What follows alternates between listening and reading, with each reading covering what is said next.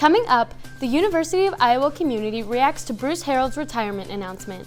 And later, Iowa City bars are back in action. Welcome to DITV Now, your flash update on all the biggest stories coming out of the Daily Iowan newsroom.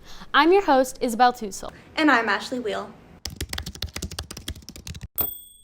The unexpected news of Bruce Harreld's retirement sent shockwaves through the University of Iowa student body when it broke last Thursday. In an exclusive interview with the Daily Iowan, Harreld broke the news about his decision. University Student Government President Connor Wolf is optimistic that because President Harreld planned to give ample time to the search, it will be done well.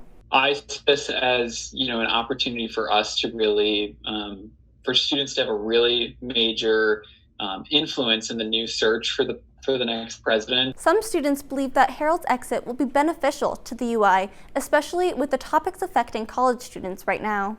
And I think because he is retiring now, I think that it leaves open a position for someone who will listen to the science, who will listen to the public health experts, and will possibly run the institution more like an academic institution and less so like a business. Wolf is dedicated to making sure that student voices are heard during the selection process.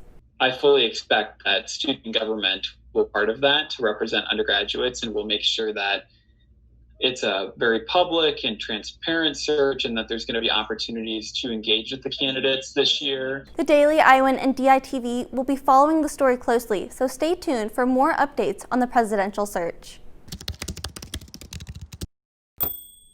Bars in both Johnson and Story counties are reopening after being closed for over a month. Governor Kim Reynolds announced Friday that the mandatory closures would be lifted. Bars can reopen starting today. They'll stay open through at least October 18th. COVID-19 cases in Johnson and Story counties have stayed low since a spike in late August. Stay tuned for more updates on how this decision plays out for both the UI and Iowa State. President Trump tested positive for COVID-19 after an outbreak at the White House. Many of Trump's contacts have also tested positive, including First Lady Melania Trump and former counselor to the president, Kellyanne Conway.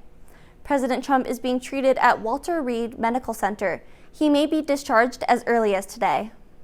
If you're voting by mail in Iowa, your ballots are on the way right now. The Iowa Secretary of State's office said that ballots will arrive starting October 5th. You still have time to request an absentee ballot. The deadline is October 24th at 5 p.m. Disney is laying off 28,000 employees in their theme parks.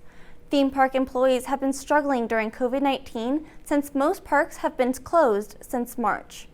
Disney bloggers have raised over $40,000 to help the newly displaced Disney employees.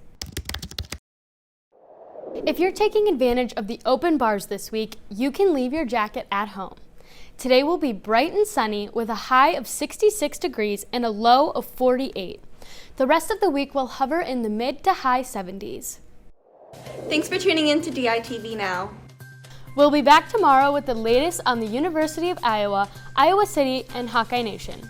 From Iowa City, I'm Isabel Tussel. And I'm Ashley Wheel.